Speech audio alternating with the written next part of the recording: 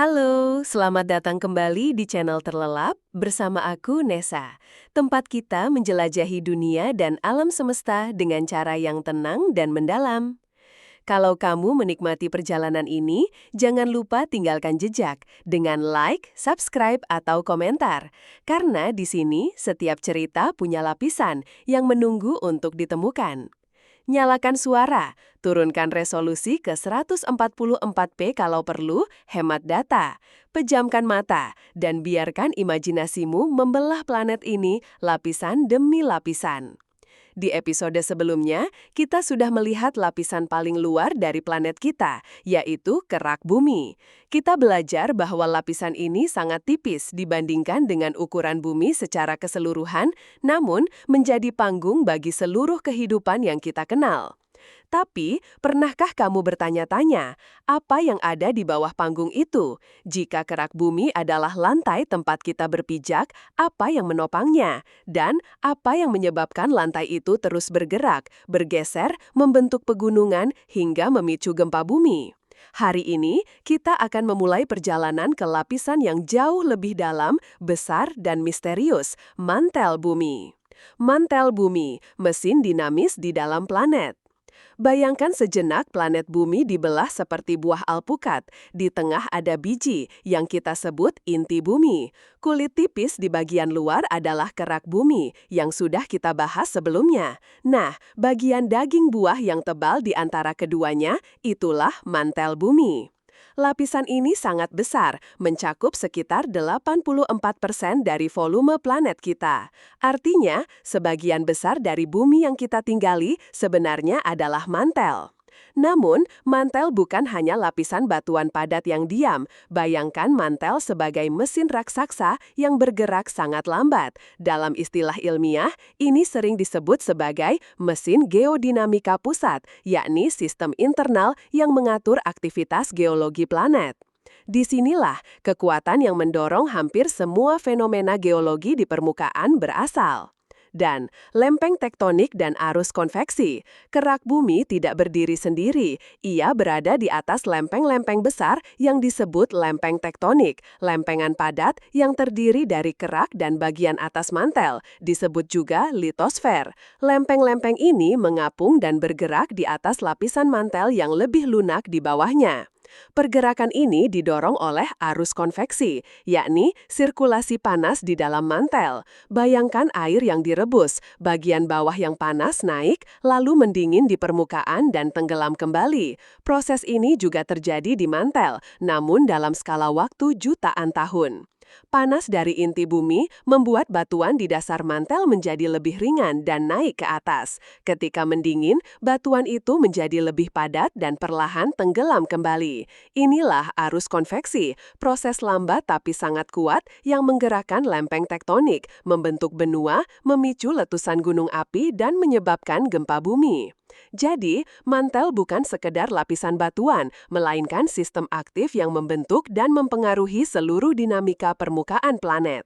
Dan menjelajah tanpa melihat. Salah satu tantangan besar dalam mempelajari mantel adalah kita tidak bisa melihatnya secara langsung. Lapisan ini tersembunyi ribuan kilometer di bawah kaki kita. Maka, dalam episode ini, kita akan menjelajahinya lewat narasi, tanpa gambar atau diagram, hanya dengan kekuatan deskripsi dan imajinasi.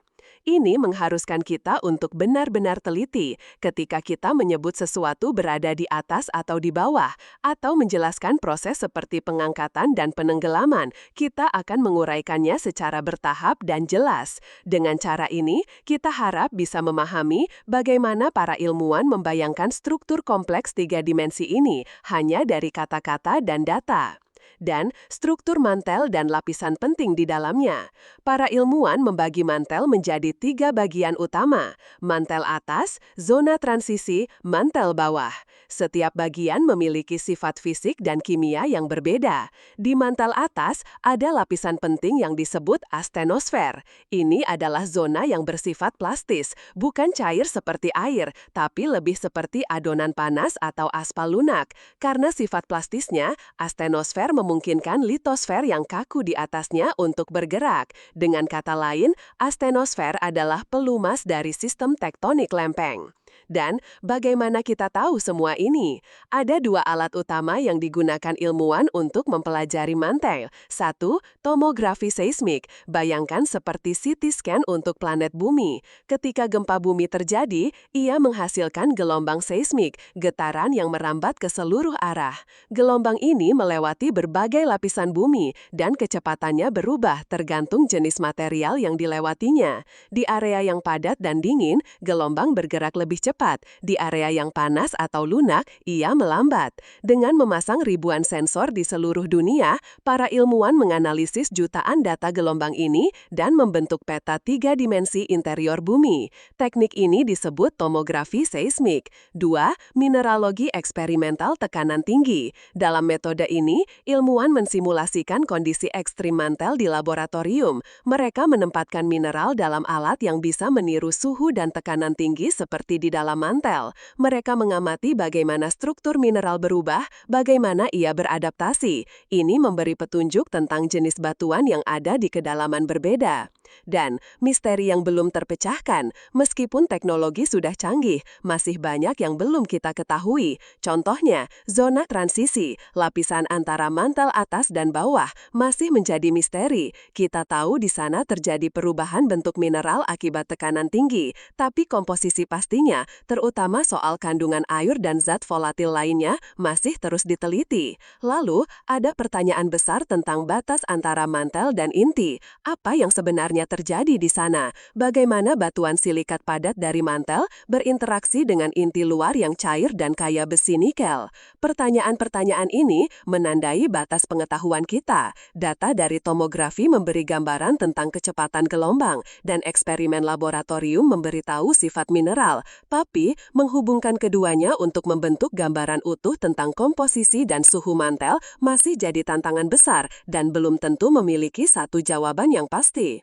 Jadi, ketika kita berbicara tentang mantel bumi, kita tidak hanya membicarakan lapisan batuan dalam, kita membicarakan jantung tersembunyi dari dinamika planet kita, sebuah sistem kompleks yang masih menyimpan banyak rahasia, dan yang terus kita coba pahami sedikit demi sedikit. Di episode sebelumnya, kita sudah menyentuh sedikit tentang misteri yang masih menyelimuti mantel bumi. Kita tahu bahwa ada kesenjangan antara data yang kita miliki dan kesimpulan pasti yang bisa ditarik darinya. Hal ini membawa kita ke sebuah konsep penting dalam sains, interpretasi. Ambil contoh tomografi seismik.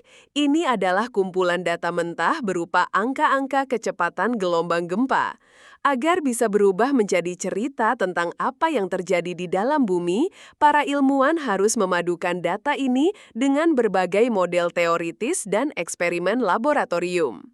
Tantangannya bukan hanya mengumpulkan data, tapi juga menyusun narasi ilmiah dari petunjuk yang kadang tidak konsisten. Ini seperti menjadi detektif yang harus menyusun gambaran besar dari potongan-potongan kecil bukti. Disinilah pemodelan komputasi memainkan peran penting. Para ilmuwan membuat simulasi digital dari mantel bumi, mencoba berbagai skenario untuk melihat mana yang paling cocok dengan data observasi. Model ini membantu menjembatani kesenjangan antara apa yang bisa kita ukur di permukaan dan apa yang terjadi ribuan kilometer di bawah tanah. Dan disinilah pengetikan, menyatukan potongan-potongan ilmu. Lalu bagaimana kita bisa menyusun narasi utuh tentang mantel bumi? Cerita yang akan kita bangun bersama dalam beberapa episode ke depan didasarkan pada tinjauan sistematis dari lebih dari 60 tahun literatur ilmiah. Kita akan mulai dari karya-karya fundamental di tahun 1960-an saat teori tektonik lempeng lahir dan jaringan sensor gempa global pertama dibangun. Lalu kita akan melompat ke masa kini, ke era di mana simulasi komputer bisa memodelkan seluruh mantel dalam bentuk 3D. Pendekatan kita akan interdisipliner, menggabungkan berbagai cabang ilmu. Geodinamika mempelajari pergerakan internal bumi, geokimia mempelajari komposisi kimia batuan, fisika mineral memahami perilaku mineral dalam tekanan dan suhu ekstrim, seismologi ilmu tentang gelombang gempa dan struktur dalam bumi, dan vulkanologi mempelajari aktivitas gunung api sebagai jendela ke mantel. Setiap bidang memberikan satu potongan puzzle. Data seismik memberi informasi struktur, fisika mineral membantu menafsirkan komposisi dan suhu, analisis kimia batuan vulkanik memberi petunjuk tentang sumbernya di dalam mantel, dan model geodinamika membantu menjelaskan bagaimana semua itu bisa bergerak. Kita juga akan membahas studi kasus dari lokasi-lokasi kunci, zona subduksi aktif seperti di Sumatera dan Jepang, di mana lempeng menunjam ke dalam mantel, hotspot mantel seperti Hawaii dan Yellowstone, tempat material panas naik dari kedalaman besar. Proyek pengeboran ekstrim seperti Kola Super Deep Borehole di Rusia. Meski hanya mencapai sebagian kecil kerak bumi, proyek ini memberikan data langsung yang sangat langka, menjadi semacam patokan lapangan untuk menguji interpretasi dari data tak langsung seperti tomografi. Dan disinilah pengetikan, menyusun gambaran tanpa visual. Seperti sebelumnya, kita akan terus mencoba membangun gambaran ini tanpa bantuan visual. Ini membuat kita lebih sadar akan struktur 3 dimensi mantel, posisi relatif lapisan-lapisannya, dan aliran material di dalamnya. Kalau sebuah konsep terasa sulit dijelaskan hanya dengan kata-kata, itu bisa jadi tanda bahwa kita belum benar-benar memahaminya, atau bahwa gambaran visual yang biasa kita lihat terlalu menyederhanakan kenyataan. Dengan pendekatan ini, kita ingin bukan hanya menghafal istilah atau diagram, tapi benar-benar memahami logika internal dari sistem dinamis mantel bumi. Dan disinilah pengetikan, ketelitian dan ketidakpastian, dua pilar sains. Satu pertanyaan penting, bagaimana kita memastikan semua informasi ini bisa dipercaya? Jawabannya dengan menggabungkan bukti dari berbagai metode yang saling independen. Setiap klaim akan kita sandarkan pada data seismik, eksperimen laboratorium, analisis kimia, atau simulasi numerik. Dan yang tidak kalah penting, kita akan secara aktif membahas ketidakpastian ilmiah. Dalam ilmu kebumian, tidak semua data menghasilkan jawaban pasti. Misalnya saat memetakan zona transisi mantel atau batas antara mantel dan inti, ada wilayah yang tetap buram. Resolusi datanya terbatas, interpretasinya bisa berbeda.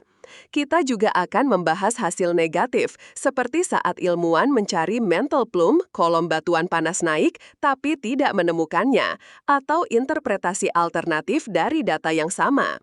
Semua ini bukan untuk membingungkan, tapi justru menunjukkan kejujuran dan kedalaman proses ilmiah. Karena ilmu pengetahuan, terutama yang berurusan dengan bagian dalam bumi, bukan tentang kepastian mutlak. Ia adalah proses eksplorasi, pengujian, dan pembentukan pemahaman secara bertahap. Dan disinilah pengetikan, menyambut penyelaman ke dalam mantel. Itulah gambaran besar dari perjalanan kita telah memahami tantangannya, alat-alat yang digunakan, dan pendekatan yang akan kita ambil. Sekarang waktunya menyelam lebih dalam. Kita mulai dari lapisan paling atas mantel, melihat struktur, komposisi, dan dinamika yang membuat bumi terus bergerak. Dan disinilah ketikan, lapisan dan sifat fisik mantel. Hal pertama yang penting untuk dipahami, mantel tidak seragam. Ia memiliki struktur berlapis yang sangat jelas, di mana tiap lapisan memiliki sifat fisik dan kimia yang berbeda. Batas paling atas dari mantel yang memisahkannya dari kerak bumi disebut diskontinuitas Mohorovičić atau MOHO.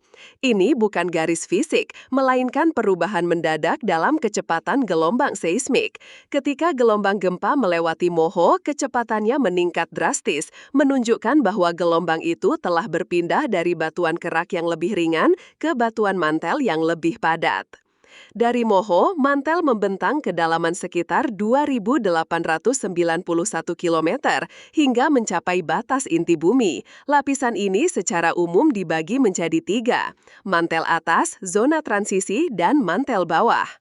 Mari kita mulai dari mantel atas. Dan disinilah pengetikan, mantel atas dan astenosfer, fondasi dinamika bumi. Mantel atas membentang dari MOHO hingga kedalaman sekitar 410 km. Komposisinya didominasi oleh batuan beku yang disebut peridotit, yang sebagian besar tersusun dari mineral olivin dan piroksen. Bisa dibilang peridotit adalah adonan dasar mantel atas.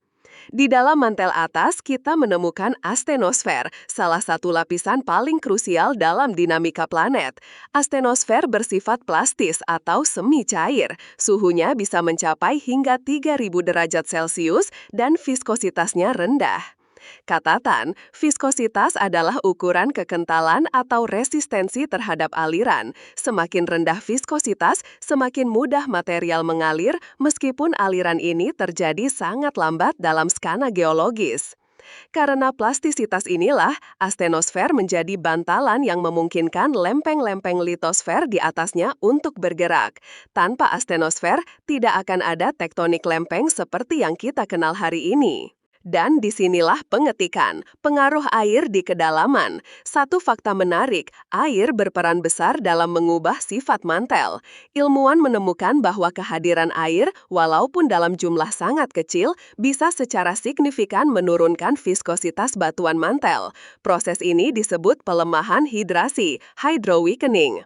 Ini berarti bahwa air dari permukaan yang terbawa turun oleh lempeng samudra yang menyunjam di zona subduksi dapat melemahkan batuan mantel, membuatnya lebih mudah mengalir. Dengan kata lain, ada hubungan langsung antara siklus air di permukaan dan dinamika mantel di kedalaman. Air bukan hanya unsur kehidupan, tapi juga pelumas geologis yang berperan penting dalam mesin planet kita. Dan disinilah kita mengakhiri bagian ini, di ambang ati astenosfer, pintu gerbang menuju dunia dalam yang terus bergerak dan membentuk permukaan tempat kita hidup. Selanjutnya, kita akan menyelami lebih jauh ke zona transisi, wilayah kompleks antara mantel atas dan mantel bawah, tempat perubahan mineral terjadi secara dramatis. Setelah melewati kedalaman sekitar 410 km, kita masuk ke wilayah yang sangat unik dan dinamis, zona transisi mantel, atau disingkat MTZ. Zona ini menjadi batas antara mantel atas dan mantel bawah, dan membentang dari kedalaman 410 hingga 660 km. Wilayah ini dikenali dari dua lonjakan tajam dalam kecepatan gelombang seismik. Satu di bagian atasnya, 410 km, dan satu lagi di dasarnya, 660 km.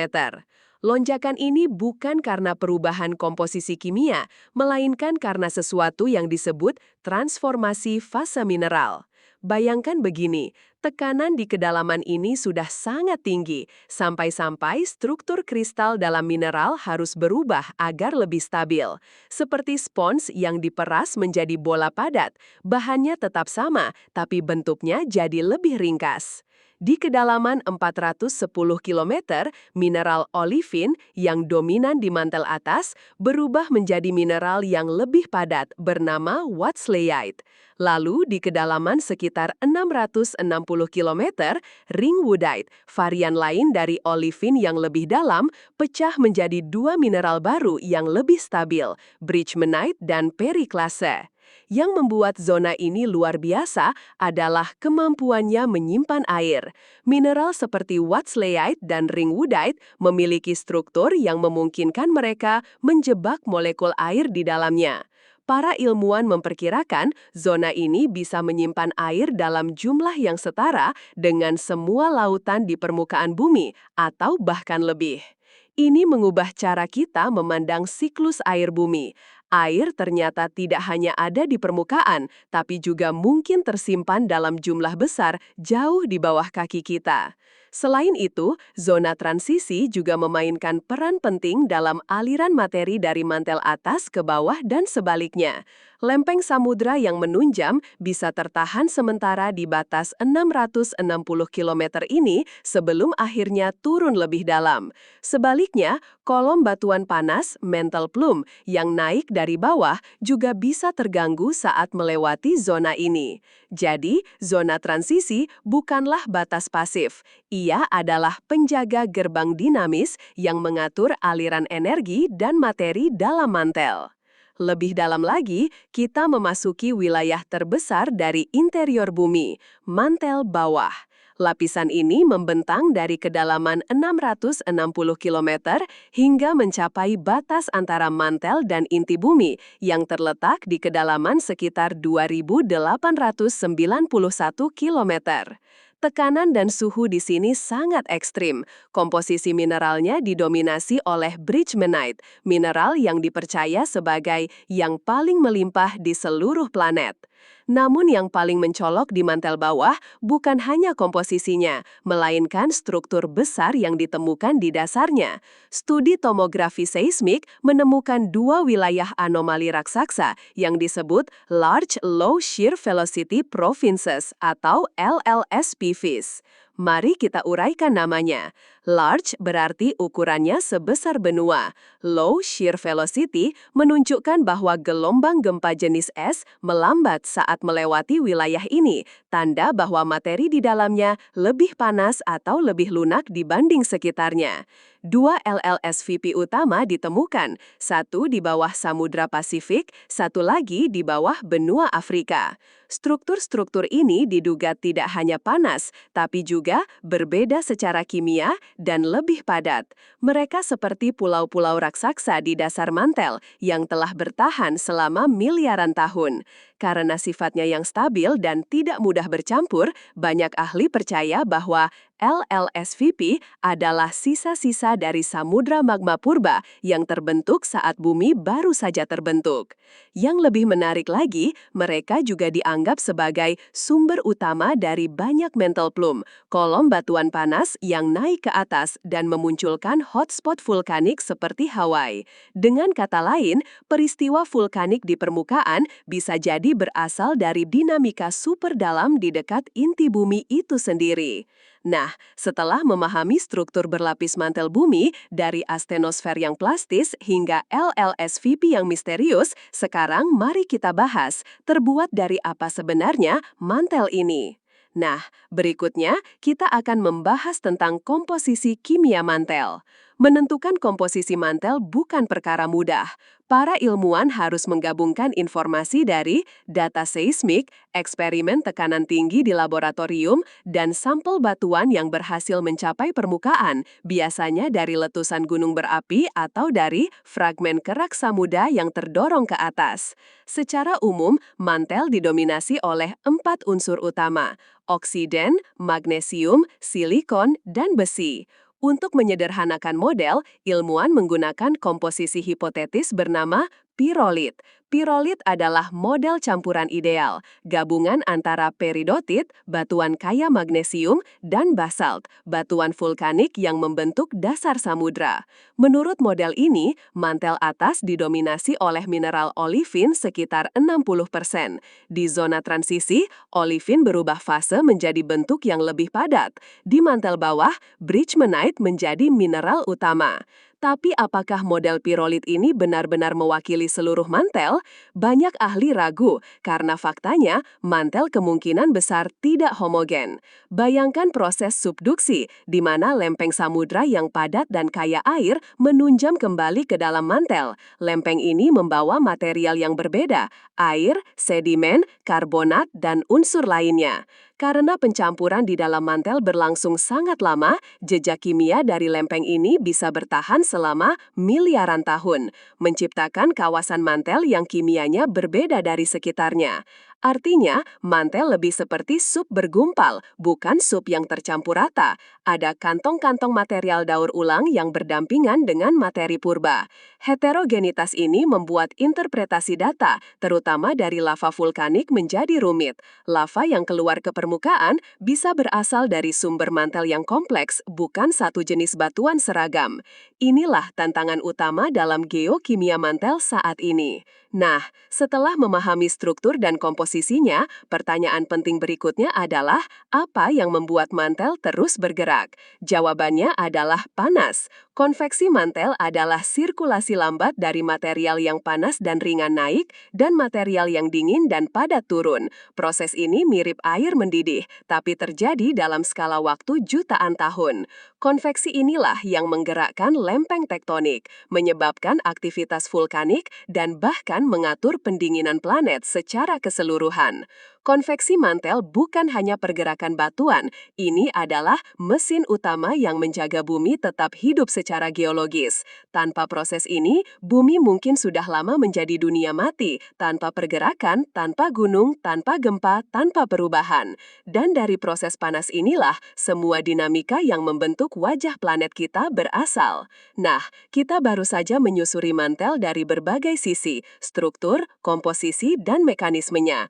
Tapi perjalanannya belum selesai, masih ada bagian yang sangat penting, bagaimana semua dinamika dalam mantel ini mempengaruhi permukaan, membentuk benua, memicu gempa, dan menciptakan landscape yang kita kenal hari ini.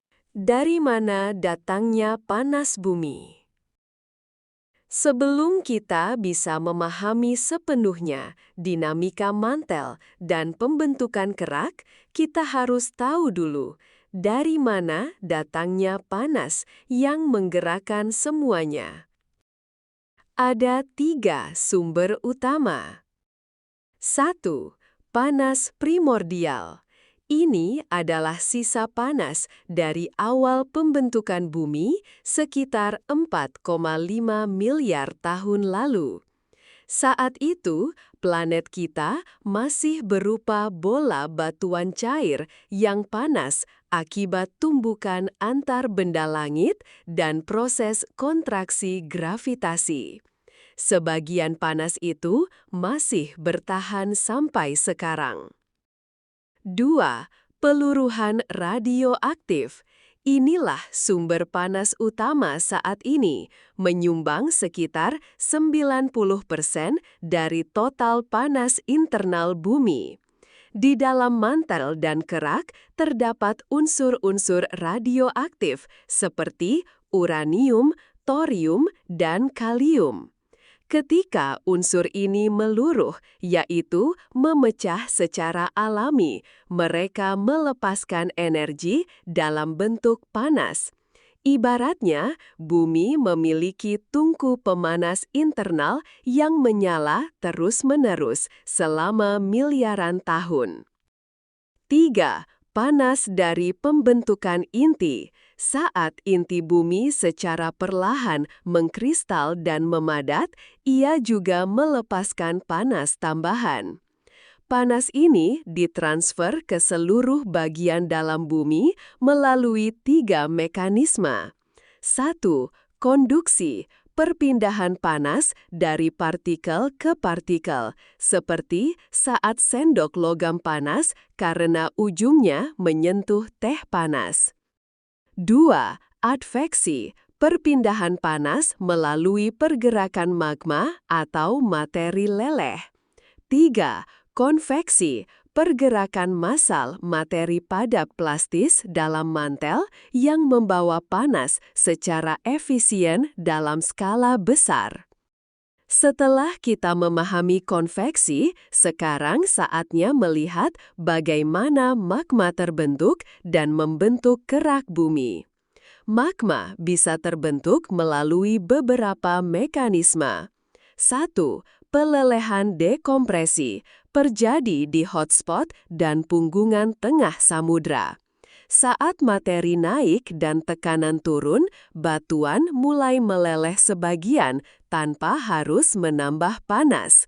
2. Pelelehan fluks di zona subduksi. Ketika lempeng samudra menunjam ke bawah, ia membawa air dan senyawa volatil yang mudah menguap. Saat lempeng semakin dalam, air ini dilepaskan dan naik ke dalam baji mantel, yaitu bagian mantel di atas lempeng yang menunjang. Air ini bertindak sebagai fluks, yaitu zat yang menurunkan titik leleh batuan. Hasilnya, batuan yang sebelumnya padat mulai meleleh meskipun suhunya tidak berubah. Ini disebut pelelehan fluks dan biasanya menghasilkan magma yang kaya gas yang cenderung menciptakan letusan eksplosif. Setelah terbentuk, magma tidak langsung naik ke permukaan. Ia biasanya mengumpul dalam waduk magma, ruang di bawah kerak tempat magma terkonsentrasi. Di sini terjadi proses penting yang disebut diferensiasi magma. Proses ini mencakup 1. Kristalisasi fraksional. Saat magma mulai mendingin, mineral tertentu mengkristal lebih dulu dan tenggelam karena lebih padat. 2. Asimilasi. Magma juga bisa melelehkan dan mencampur batuan di sekitarnya, mengubah komposisinya. Proses ini menciptakan keragaman jenis batuan beku, dari basalt gelat yang membentuk dasar samudra hingga granit terang yang membentuk kerak benua. Dengan kata lain, mantel menyediakan bahan baku, tapi keraklah yang memasak dan memodifikasi magma tersebut menjadi ragam bentuk geologi yang kita lihat di permukaan. Kita telah menyusuri bagaimana panas dari dalam bumi menjadi energi yang menggerakkan lempeng, menciptakan hotspot, membentuk magma, dan akhirnya membangun kerak. Ini adalah perjalanan yang luar biasa, dari kedalaman yang tak terlihat hingga puncak gunung yang menjulang di atas permukaan laut. Kerak bumi, dua dunia yang berbeda. Setelah melihat bagaimana magma dari mantel membentuk berbagai jenis batuan, kita sampai pada lapisan padat terluar bumi, kerak. Tapi kerak bumi tidaklah seragam. Ia terbagi menjadi dua jenis utama yang sangat berbeda, kerak benua dan kerak samudra. Memahami perbedaannya adalah kunci untuk mengerti bagaimana planet ini bekerja. Kita mulai dari kerak samudra, kerak yang membentuk dasar lautan. Ia relatif tipis, hanya sekitar 5 hingga 10 kilometer, dan usianya juga tergolong muda, jarang melebihi 200 juta tahun. Ini karena kerak samudra terus-menerus didaur ulang, terbentuk di punggungan tengah samudra, mengalir perlahan di dasar laut, lalu menunjam kembali ke mantel di zona subduksi. Komposisinya didominasi oleh batuan basaltik mafik, yaitu batuan yang kaya akan magnesium dan besi, dua unsur yang membuatnya padat dan berat. Sekarang bandingkan dengan kerak benua, tempat sebagian besar dari kita hidup. Ia jauh lebih tebal, rata-rata 30 hingga 50 kilometer, bahkan bisa mencapai 70 kilometer di bawah pegunungan tinggi. Yang mencengangkan adalah usianya. Banyak bagian dari kerak benua berusia lebih dari 1,5 miliar tahun, dan beberapa bahkan mendekati usia bumi itu sendiri. Komposisinya pun berbeda. Kerak benua bersifat felsik, didominasi oleh batuan seperti granit yang kaya akan silikon dan aluminium, elemen yang lebih ringan dibandingkan yang membentuk kerak samudra. Perbedaan komposisi ini berdampak langsung pada densitas atau kerapatan. Kerak benua yang lebih ringan mengapung lebih tinggi di atas mantel, sedangkan kerak samudra yang lebih padat tenggelam lebih dalam, membentuk dasar laut. Inilah yang disebut dengan prinsip isostasi, keseimbangan massa di atas mantel. Seperti balok kayu dan balok logam yang diletakkan di air, yang ringan mengapung lebih tinggi, yang berat tenggelam lebih dalam. Fenomena inilah yang menjelaskan mengapa benua menjulang dan samudra membentuk cekungan. Perbedaan densitas juga menjelaskan nasib kerak saat terjadi subduksi. Ketika kerak samudra dan benua bertemu, kerak samudra yang lebih padat akan menunjam ke bawah, sementara kerak benua tetap mengapung di atas. Karena terus-menerus dihancurkan dan dibentuk kembali, kerak samudra bersifat sementara, sedangkan kerak benua karena ringan dan sulit didaur ulang bertahan dalam waktu yang sangat lama. Ia menjadi semacam arsip geologi, menyimpan catatan evolusi bumi dan kehidupan selama miliaran tahun. Tanpa melihat langsung ke dalam bumi, kita bisa membaca isinya seperti peta sonar, membuka rahasia dunia yang tersembunyi di bawah kaki kita. Tanpa medan magnet ini, atmosfer dan air bisa tergerus angin matahari, seperti yang mungkin terjadi di Mars. Jadi, saat kita berbicara tentang mantel, kita tidak hanya berbicara tentang batuan di bawah kaki kita berbicara tentang dinamo planet yang mengatur tektonik, klimak, medan magnet, dan bahkan evolusi kehidupan itu sendiri. Mantel adalah hati tersembunyi dari planet ini, pelan, dalam, dan penuh daya. Tapi justru dari kedalaman itulah kehidupan di permukaan bisa bertahan dan berkembang. Ketika kekuatan dalam membentuk bencana di permukaan. Sekarang, mari kita lihat sisi lain dari dinamika mantel. Konsekuensinya dalam bentuk bencana geologi. Proses yang sama yang membuat planet kita layak huni juga bertanggung jawab atas gempa bumi, letusan gunung berapi, dan tanah longsor. Ini bukan peristiwa acak, mereka adalah manifestasi permukaan dari kekuatan dalam yang terus bekerja. Harant, gempa bumi, getaran dari dalam. Gempa bumi adalah pelepasan energi tiba-tiba dari dalam kerak bumi. Yang paling umum adalah gempa tektonik, terjadi saat lempeng-lempeng bergerak, bertumbukan, dan saling bergesekan di sepanjang patahan. Contoh nyata bisa kita lihat di sepanjang cincin api Pasifik, termasuk Indonesia, di zona subduksi Sumatera, zona patahan di Jepang, atau sesar Lembang dan sesar Semangko di daratan kita sendiri. Namun, ada juga gempa bumi dalam yang terjadi jauh di dalam mantel, antara 350 hingga 700 kilometer. Di kedalaman itu, batuan seharusnya terlalu panas dan plastis untuk bisa patah. Lalu, bagaimana bisa terjadi gempa? Salah satu teori terkuat adalah bahwa transformasi mineral yang cepat menyebabkan keruntuhan lokal.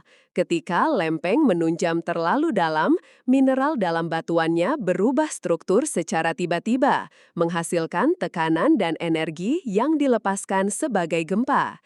Ini memberi kita wawasan bahwa fisika batuan di kedalaman sangat berbeda dari di permukaan. Kita juga tidak bisa mengabaikan seismisitas terinduksi manusia. Aktivitas seperti penambangan skala besar dan injeksi fluida untuk panas bumi atau migas dapat mengganggu kestabilan batuan dan memicu gempa di sesar yang sudah kritis. Ini mengingatkan bahwa kita bisa secara langsung mempengaruhi sistem geologi melalui tindakan kita sendiri. Harant, letusan gunung api. Api dari kedalaman. Letusan gunung berapi berkaitan langsung dengan cara magma terbentuk di dalam mantel. Di punggungan tengah samudra dan hotspot, magma terbentuk lewat pelelehan dekompresi, proses yang menghasilkan magma basaltik cenderung encer dan rendah gas. Letusannya efusif, berupa aliran lava yang relatif tenang. Di zona subduksi, magma terbentuk lewat pelelehan fluks akibat masuknya air ke dalam mantel. Magma yang dihasilkan lebih kental dan kaya gas, sehingga saat meletus, tekanannya bisa luar biasa besar. Hasilnya adalah letusan eksplosif yang dapat mempengaruhi iklim global. Dengan memahami proses mantel di balik vulkanisme, kita bisa memetakan potensi bahaya dari jenis gunung berapi yang berbeda. Harant, tanah longsor, respons permukaan. Tanah longsor terlihat seperti bencana permukaan murni, tetapi sering dipicu oleh proses geologi dalam, terutama guncangan gempa. Di sisi lain, aktivitas manusia memperparah risikonya. Penambangan, penggundulan hutan, dan modifikasi lereng dapat mengganggu stabilitas tanah. Operasi semacam itu memperbesar peluang tanah runtuh, bahkan tanpa pemicu alami yang besar. Tanah longsor adalah contoh interaksi langsung antara kekuatan bumi dan intervensi manusia. Harant, sumber daya dari mantel, kekuatan yang memberi dan menguji. Selain menciptakan bahaya, mantel juga menyediakan sebagian besar sumber daya yang menopang peradaban kita, dari logam dan minyak bumi hingga panas dari dalam bumi. Harant, berlian dari kedalaman. Berlian bukan berasal dari kerak, melainkan dari mantel atas, terbentuk pada kedalaman 150 hingga 200 km, di bawah tekanan dan suhu ekstrim. Mereka dibawa ke permukaan oleh letusan vulkanik khusus lewat pipa kimberlite. Proses ini sangat cepat, sehingga struktur berlian tetap stabil dan tidak berubah menjadi grafit. Harant, energi panas bumi. Panas internal bumi yang berasal dari peluruhan radioaktif digunakan untuk energi geotermal. Ini adalah energi terbarukan yang kuat dan stabil, tapi untuk mengaksesnya, kita sering harus menembus zona kerak yang rapuh yang dapat menimbulkan risiko geologis tersendiri. Harant, konsekuensi ekstraksi dari kerusakan lingkungan hingga risiko baru. Ekstraksi sumber daya, khususnya penambangan, seringkali meninggalkan jejak ekologis dan geologis yang dalam. Operasi besar bisa menyebabkan deforestasi, erosi, rongga bawah tanah yang berisiko runtuh, retakan, dan ketidakstabilan geologi. Salah satu masalah besar adalah limbah tambang, terutama tailing, residu setelah ekstraksi mineral. Tailing sering mengandung logam berat berbahaya dan bila tidak dikelola dengan baik, bisa mencemari air tanah, sungai, dan ekosistem lokal selama puluhan hingga ratusan tahun. Harant, studi kasus di dunia nyata. Papua Nugini, pembuangan tailing ke sungai menyebabkan kerusakan ekosistem luas dan pencemaran air yang bertahan lama. Chili, sebagai penghasil tembaga dan litium terbesar dunia, penambangan di sana telah menyebabkan kontaminasi logam berat, penurunan muka tanah di gurun Atacama hingga beberapa sentimeter per tahun, potensi aktivasi sesar-sesar dorman akibat perubahan tekanan dalam tanah. Ini bukan sekedar masalah lingkungan, ini adalah masalah geologi aktif yang bisa berujung pada bencana baru. Harant, kerak benua versus kerak samudra. Mengapa sumber daya terakumulasi di darat? Seperti yang kita bahas sebelumnya, kerak benua, tebal, ringan, tua. Ia bertindak seperti rak alami, tempat mineral terakumulasi selama miliaran tahun. Kerak samudra, tipis, padat, mudah. Ia terus-menerus didaur ulang, sehingga sulit menyimpan akumulasi jangka panjang.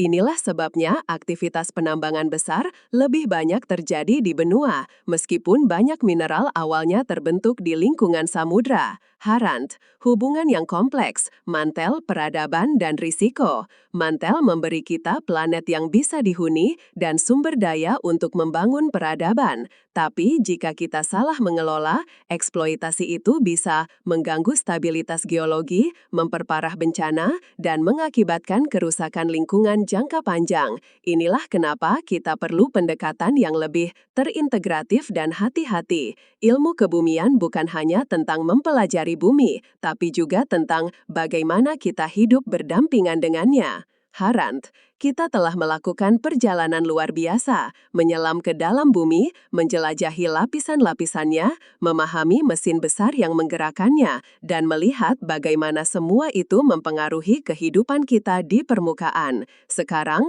mari kita kembali ke permukaan, bukan hanya sebagai penonton, tetapi sebagai bagian dari sistem planet ini. Kesimpulan, jantung dinamis planet kita. Sepanjang penjelajahan ini, satu hal menjadi jelas. Mantel bumi adalah jantung geodinamika planet kita. Ia bukan sekedar lapisan pasif di bawah kerak, tapi sebuah mesin aktif dan kompleks, bergerak perlahan namun penuh kekuatan. Dinamika konveksi mantel yang didorong oleh panas abadi dari peluruhan radioaktif menjadi penggerak utama di balik tektonik lempeng, pembentukan kerak, dan siklus geologi global. Kita telah mengenali struktur berlapisnya. Astenosfer yang plastis, tempat lempeng-lempeng menari. Zona transisi yang menyimpan air dalam jumlah besar. Dan mantel bawah yang misterius dan dihuni oleh struktur raksasa seperti LLSVP. Kita juga melihat bagaimana kekuatan dalam ini bermanifestasi sebagai bencana geologi, dari gempa bumi hingga letusan gunung api, dan bagaimana aktivitas manusia seperti penambangan skala besar bisa berinteraksi dan memperumit sistem ini. Meskipun mantel menyediakan mineral dan energi penting bagi peradaban, kita juga melihat bahwa ekstraksinya membawa tanggung jawab besar. Limbah, erosi, penurunan tanah, semuanya menuntut pendekatan yang lebih bijaksana dan berbasis ilmu dalam pengelolaan sumber daya. Berikut arah penelitian masa depan, misteri yang masih menanti. Meski pemahaman kita telah berkembang pesat, banyak pertanyaan besar yang masih menunggu untuk dijawab. 1. Zona transisi dan air bumi. Seberapa banyak air yang tersimpan di zona ini? Bagaimana distribusinya mempengaruhi sirkulasi mantel dan siklus air global? 2. Batas mantel inti dan LLSVP. Apa sebenarnya yang terjadi di batas terdalam ini? Bagaimana interaksinya mempengaruhi mental plume dan medan magnet? 3. Narasi ilmiah yang efektif. Bagaimana kita menjelaskan mekanisme tiga dimensi seperti konveksi dan transformasi mineral hanya lewat kata-kata tanpa tergantung pada visual? 4. Dampak aktivitas manusia. Sejauh mana penambangan atau injeksi fluida mempengaruhi stres geologi? Dapatkah kita membuat model risiko yang memperhitungkan faktor manusia? 5. Warisan geologi. Apa konsekuensi jangka panjang dari limbah tambang? Bagaimana kita meminimalkan dampak ekologis dan geoteknik bagi generasi mendatang? Menjawab pertanyaan-pertanyaan ini bukan hanya demi ilmu, ini tentang membangun pemahaman yang lebih dalam, pendidikan yang lebih baik, dan kesadaran kolektif akan hubungan kita dengan planet ini. Karena meskipun dunia di bawah kaki kita tersembunyi, dampaknya terasa di mana-mana, dalam bencana, dalam lanskap, dalam energi, dan dalam sejarah kita sebagai manusia. Berikut, terima kasih telah menyimak perjalanan panjang kita. Semoga narasi ini memberikan kamu perspektif baru tentang planet yang kita sebut rumah, tentang betapa dalamnya keterhubungan antara batuan yang jauh di bawah sana dan kehidupan yang kita jalani di permukaan sini. Kalau ada kesalahan dalam penyampaian, pengucapan, atau data, aku sangat berterima kasih kalau kamu mau memberikan koreksi atau masukan di kolom komentar. Itu akan sangat membantu agar aku bisa terus belajar dan menyajikan konten yang lebih baik lagi. Kalau kamu punya topik lain yang ingin dibahas, tulis juga di kolom komentar. Aku akan riset dan sampaikan kembali buat kamu. Aku Nesa, sampai jumpa di penjelajahan berikutnya. Terlelap, tenang, dalam.